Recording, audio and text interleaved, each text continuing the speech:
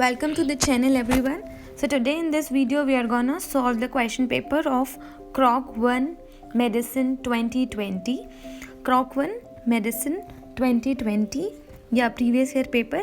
So the first question goes like, a patient was brought to an ambulance by an ambulance to the inpatient department. He was provisionally diagnosed with acute pancreatitis. To confirm the diagnosis, it is necessary to measure the activity of the certain enzyme in the patient blood and urine. So let's talk about each and every enzyme given in the options. So the first is aspartate aminotransferase, that is AST. We also have alanine transferase, that is ALT. Both these enzymes, option A and option D, are present in liver. So when the liver is damaged, it releases AST and ALT enzyme. Next we have is cholinesterase, blood test in which we look for the level of two substrates, that is acetylcholinesterase and pseudocholinesterase, and we usually order this test in when the patient is exposed to chemicals called organophosphate or pesticides.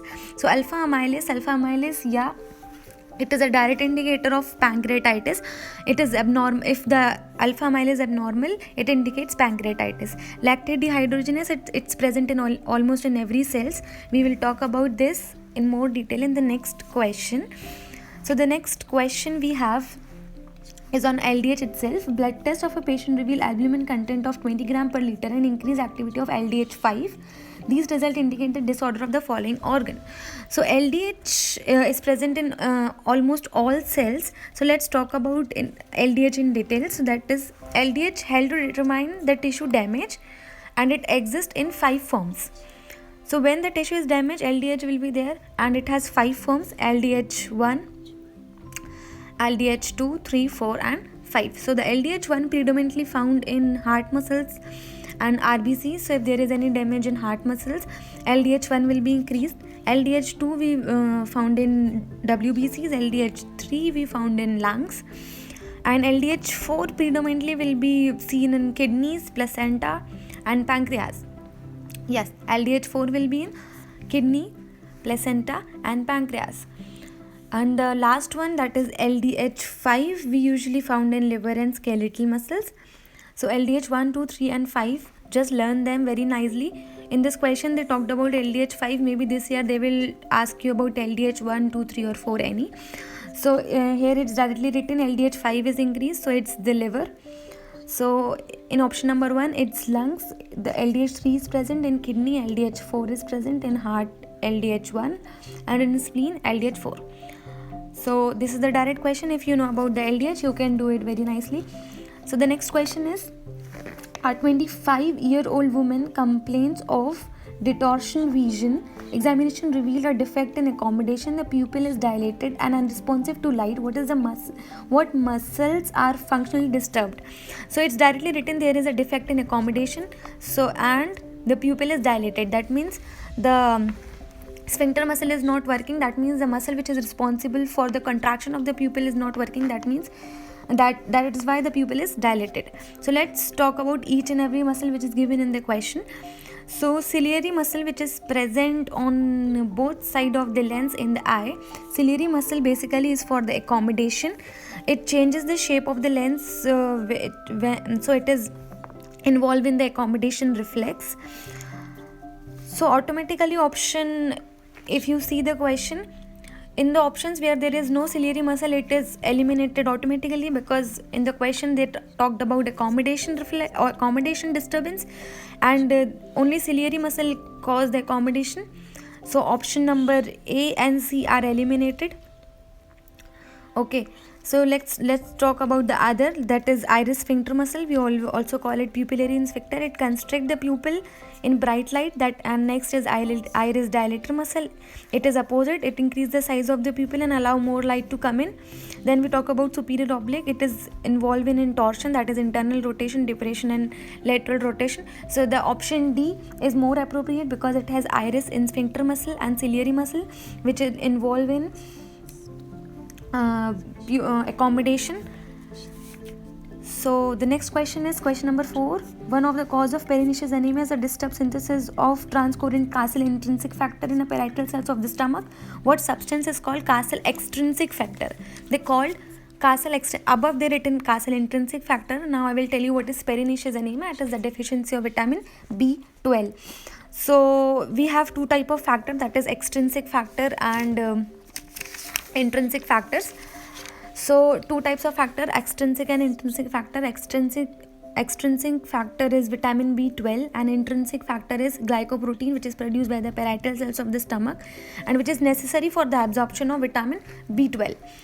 So in the option it's written first cobalamin also known as vitamin B12. So if the patient is having pernicious anemia and they are talking about the Castle extrinsic factor, so there is a deficiency of vitamin B12.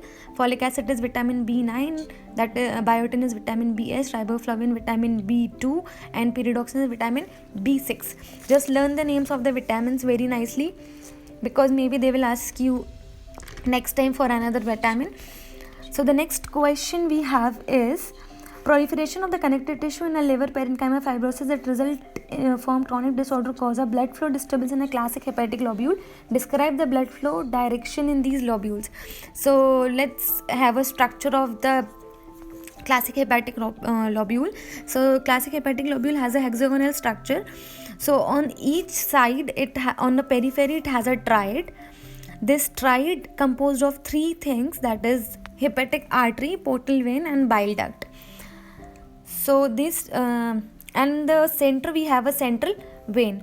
So there is a hepatic lobule have a hexagonal structure. In the center we have a central vein which is a tributary of the hepatic vein, and on the periphery we have a triad, and this triad is composed of hepatic artery, portal vein and bile duct. So from the triad we get a nutrient rich blood to enter in a hepatic lobule because the artery is present.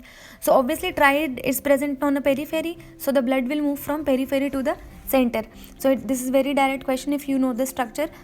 This is very easy question. So option C, that is from the periphery to the center the blood will flow.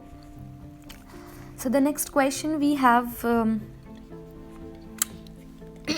is question number 6, that is before a surgery the blood test of the patient is being determined according to a ABO system using monoclonal antibodies against blood group antigen. Neither anti-A nor anti-B reagent caused agglutination. What blood type is it? From this there is no agglutination with A and B. You can directly say it is O. But what if they will ask you about the other blood groups? So let's talk about each and every blood group in detail. So the blood groups which we have in body of the human beings is A, B and O type. So the antibodies which are present on A is B, on B it's A. On AB there is no antibodies present in O, there is both for A and B. And antigen which is present are A, B and there is no antigen present on O. So like this, what we can see, if the patient is having blood group A, it can receive the blood from A and O. From in B, it can only receive from B and O. AB will receive from everyone, A, B and O. It is universal acceptor. And O, it will not receive from anyone, just O. So this is the universal donor O, and AB is the universal acceptor. So the next question we have is, when checking donor blood at the blood transfusion station, antibodies of the human immunodeficiency virus are found in a blood serum of one of the donor. What method is recommended for confirmation of HIV infection diagnosis? So it is already written that HIV virus is found, that is the person is HIV positive already, and they are asking about the confirmation test. So by this you must be thinking about the ELISA. So let me correct you guys. ELISA is the test we usually use only for the diagnosis. ELISA we use only for diagnosis, not for the confirmation.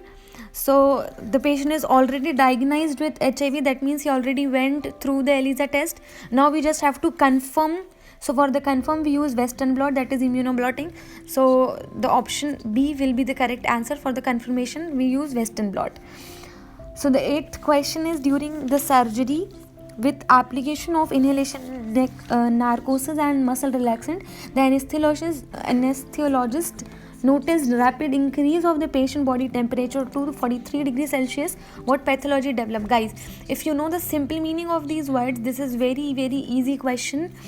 Just know the meanings of the word. So the first option is physical hyperthermia. Physical hyperthermia we usually is a condition when a body heat regulatory system becomes overwhelmed, and the increase in temperature is not because of the internal body source such as infection and everything. If we do exercise, obviously there will be a physical hyperthermia. If we remain in sun, there will be a physical hyperthermia. If we talk about hyperthermic syndrome, it is the correct option. Why? It is also known as malignant hyperthermia, severe reaction to certain drugs used for the anesthesia. So in this question it is directly written the patient inhaled the muscle relaxant. So this is hyperthermic syndrome. Next question is, during the exercise testing on a training bicycle, the patient respiratory rate increases. What is the main cause of the change in respiratory center? So what is happening during exercise? The body get exhausted and need more oxygen. So the need of the oxygen increases in the body, and because of the fatigue and exhaustion, the CO2 tension in the body increases. Therefore the respiratory center in medulla will experience the increased CO2 tension and will tell the lungs to respire more, to increase the respiratory rate, so that the CO2 tension will decrease in the body, and to overcome the need of the oxygen, our respiratory rate increases. Next question we have is, so the next question is about microbiology. It's very direct question. A man has hospitalized on the 5th day after the onset of the disease. He has jaundice, myalgia, chill and nasal bleeding. During the laboratory diagnosis, the bacteriologist performed dark field microscopy. So guys, Leptospira interrogans have incubation period of 7 to 8 days, and it is direct from the clinical criteria. We see that the fever for past 2 weeks at least with the 2 following features, that is maybe myalgia, fatigue, headache, jaundice, conjunctival suffocation will be present, or nasal discharge will be present. And in this question they talked about myalgia and jaundice already. And the diagnosis, for the diagnosis we use MAT, that is microscopy agglutination test, and the demonstration of the Leptospira interrogans by the clinical specimen we use dark field microscopy, which is also written in the question. So that's a direct question. Leptospira interrogans will be a 5-year-old child present with the severe progression of bacterial disease. During blood serum examination, a significant decrease of immunoglobulin concentration and absence of B lymphocytes is observed. So if you notice, this is a very direct question. There is absence of B lymphocytes. So let's talk about every option. First is the DiGeorge syndrome, also known as 22q11, which is caused by the deletion of the small segment of chromosome number 22. So the next is dysgammaglobulinemia, that is the reduction of some type of gamma globulins. And next we have is a Bruton's disease.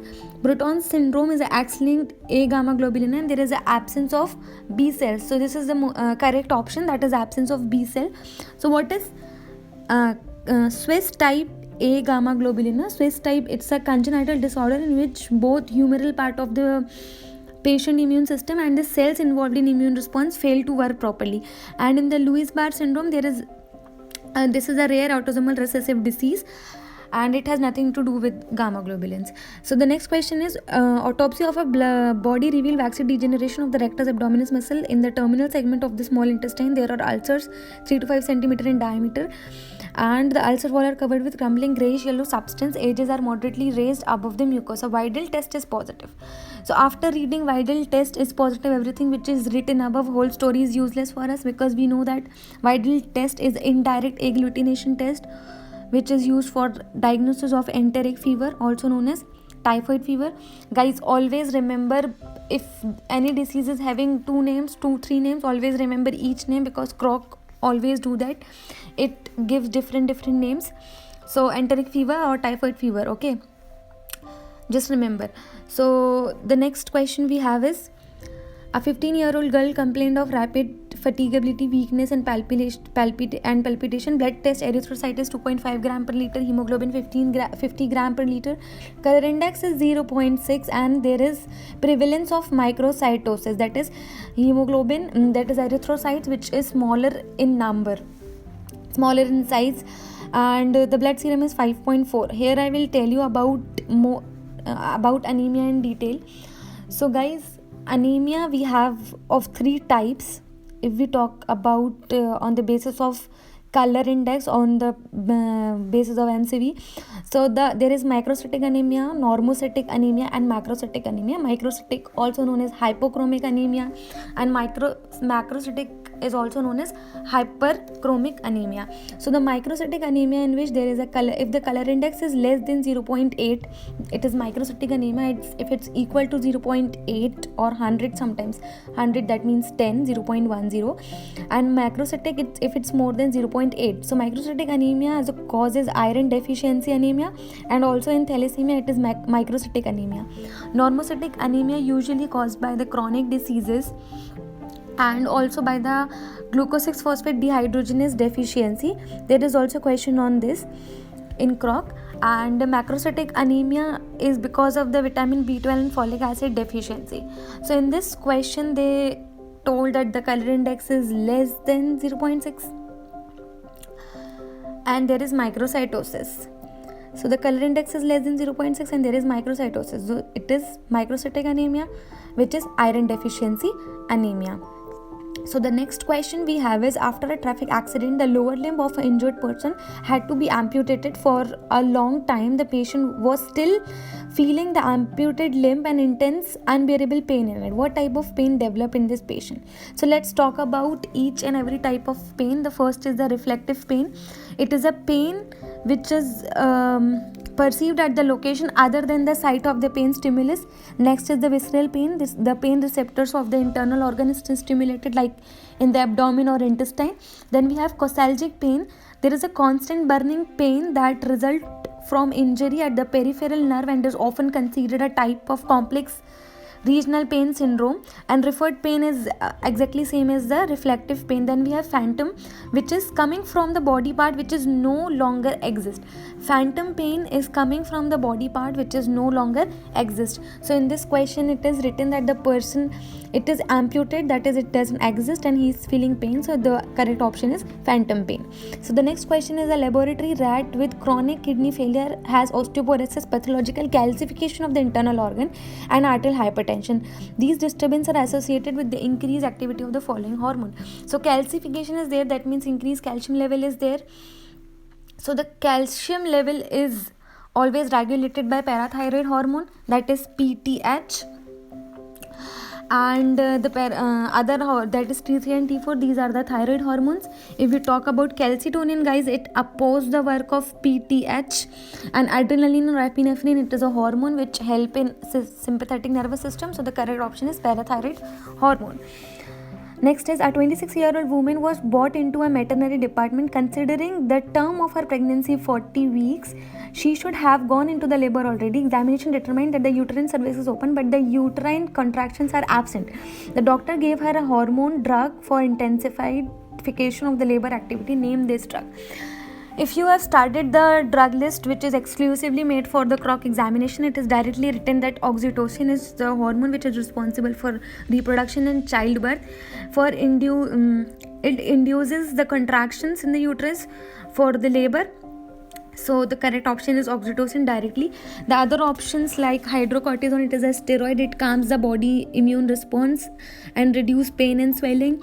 And estrone is a steroid and this is weak estrogen, but it is used for the menopausal hormone therapy. So the next is, a test animal receive electrical impulse that irritate the sympathetic nerve that innervate blood vessels of the skin.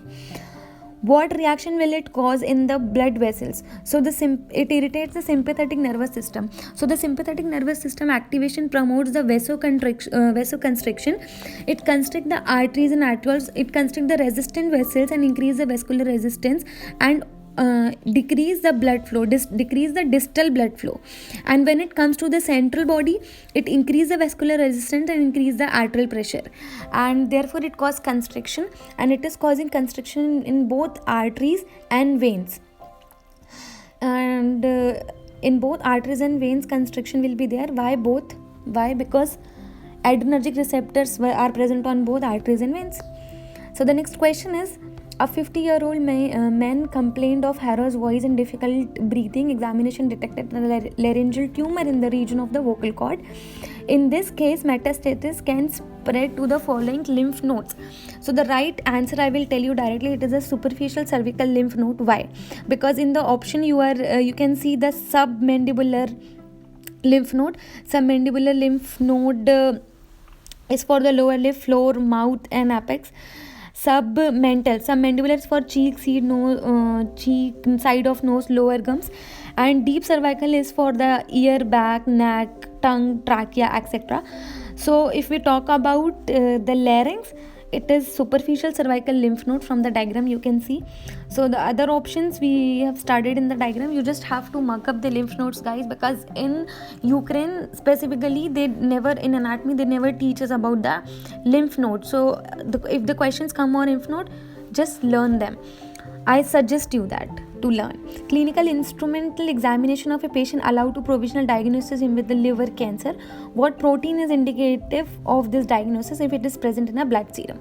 So guys, the liver carcinoma or hepatocellular carcinoma, we can directly diagnose by routine blood test. But there is only one specific test we have for the hepatocellular carcinoma, that is AFP in serum, that is alpha fetoprotein. So this is the direct test. Like option A, C and D cannot be there. If we talk about the C-reactive protein, it increases when there is inflammation in the body.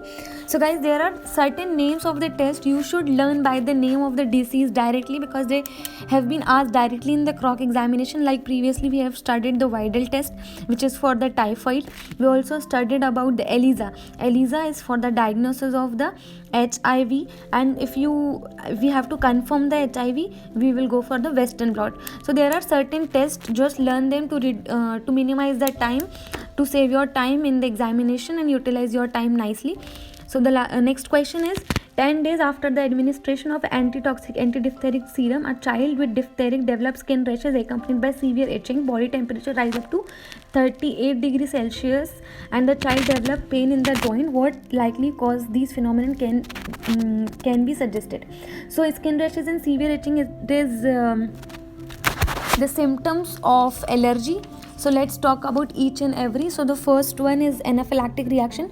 Anaphylactic reaction occur within second or a minute of the exposure of something allergic. Then we have is atopy. Atopy is a genetic tendency to develop allergic diseases such as allergic rhinitis or asthma. Then we have contact allergy. It occurs by the allergen on skin rather than from the internal source. And then we have delayed type hypersensitivity. It is a type 4 hypersensitivity. It is cell mediated and it is not antibody mediated, so cannot transfer through serum. So the right answer is serum sickness, immune response which is similar to the allergic reaction, and it happens when antigen in certain medication and anti-serum causes your immune system to respond. Guys, you can solve this question also by eliminating the options. If you don't know what is serum sickness, just try to eliminate. You know what is anaphylactic reaction, atopy, contact allergy and delayed type hypersensitivity. So after eliminating this, you can get the correct answer.